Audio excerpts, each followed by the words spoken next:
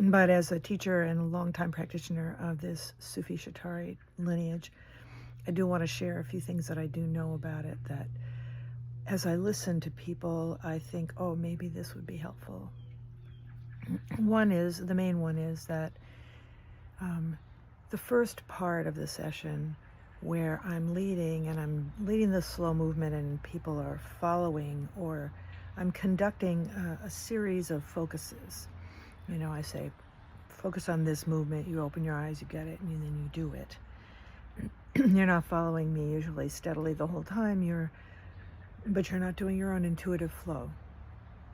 And honestly, what are we doing there? Some simplest movements on earth, really. They're not complicated. They are little mantras. And the purpose of that period of time is to focus clearly on some simple thing and to interrupt the diarrhea, the mental, emotional diarrhea that we all occupy. So that is actually the important part of the session. Whatever happens later in the session, at the end, the so-called expansion period. So I would say that's the contraction period. The expansion period at the end, where we're all doing our own thing, and we've started unfurling that even in the lead and follow, where everybody is so very beautifully doing their intuitive flow, and then and sharing that energy by lead and follow. When we get to that place is the result of having focused and cut into and eliminated, we hope, the mental diarrhea. Now, I will say that I don't think I know anybody on earth, even people who do a very daily practice and have a well-opened channels and well-grooved-in capacities, do this period of time where you're focusing with ease. It is effort, and it's not fun, particularly. It's not bad. It can be, finally, in later stages, in more developed stages in a meditation practice, the thing that you actually look forward to because you know its efficacy. So, and the grand Sufis over history have said that they start to prefer the contraction over the expansion. In fact, they start to feel the joy and the subtleties opening up. And I'm not predicting how it is for you or me.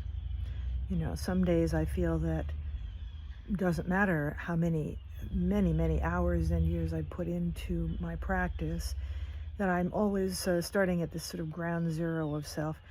That's because I am anyway, and I know that you are too.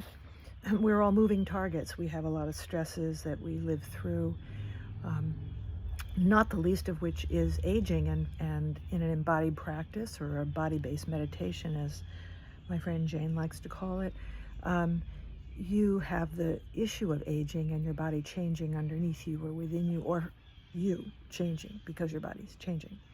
So there is that, regardless of what the world is doing out there and all of its vicissitudes. So there's nothing stable in life. We keep going.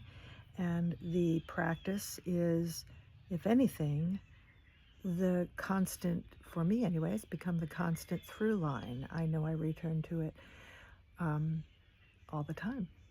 And I rely on that effortful initial period that we did, the contraction, to draw me back. Now, this is an additional thought, is there are times when I'm doing my own practice, or even a side-by-side practice with other people, where I just go into an intuitive process right away and see where it unfolds, and that's fine too. I have found for myself, I simply don't have the energy to draw my mind to what I'm actually doing. I just let it wander up there, and I let the body go along, and eventually I wear out the garby, blah, blah, blah, blah, blah, and it settles down and draws in. To me, this has been a slower business. It's not that I don't use it, I do. But I find that it's faster and deeper for me when I actually can apply my concentration.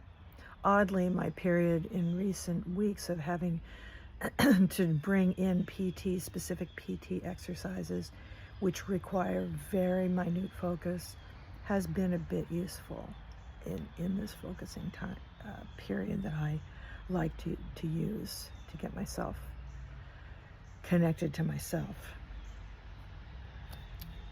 Those are just some random thoughts about where I'm at with my practice. But the slow movement that we do together, this is what I learned with my spiritual teacher for many years.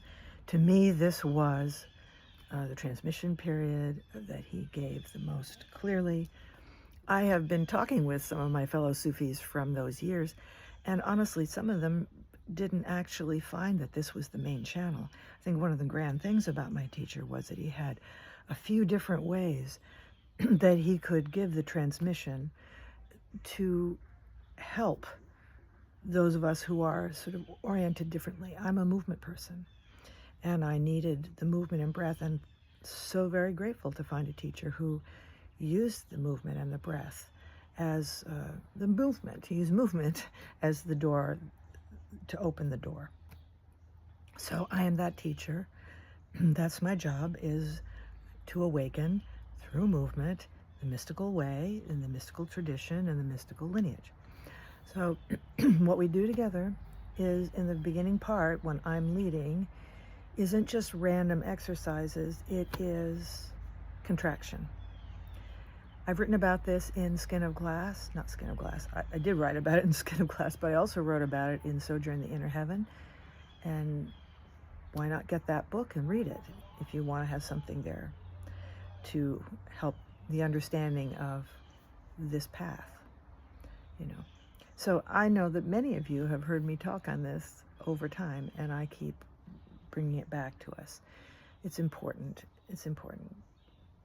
Always good to hear things again and again, I feel. So this is a rather long conversation, not conversation. It's a conversation with myself, but it's to you. I'm feeling that I wanted to tell you these things. It doesn't appear to be something that comes from the tea chat at the end of the session. I don't know about you, but I am in the state still, and sometimes I can say something important at that time, and sometimes I simply can't talk very well. I just am more inner. I do love the fact that we do converse. I think something important is happening, so I love it. For those of you who stay, it's really great. And I also love just being with you as, you know, a verbal person as well as a movement person that we've shared earlier.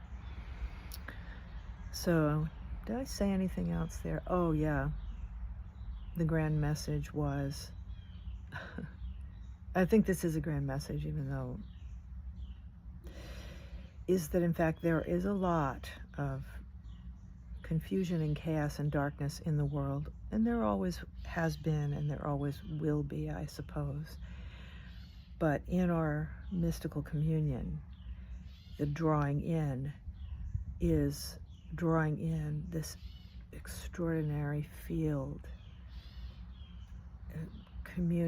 the communion with all. And that is what I was saying, that for me yesterday, I realized in every little tiny movement, I knew this. I knew the all. And it was a lovely moment. I had wanted yesterday to share with you the fact that that was an experience that was emerging for me,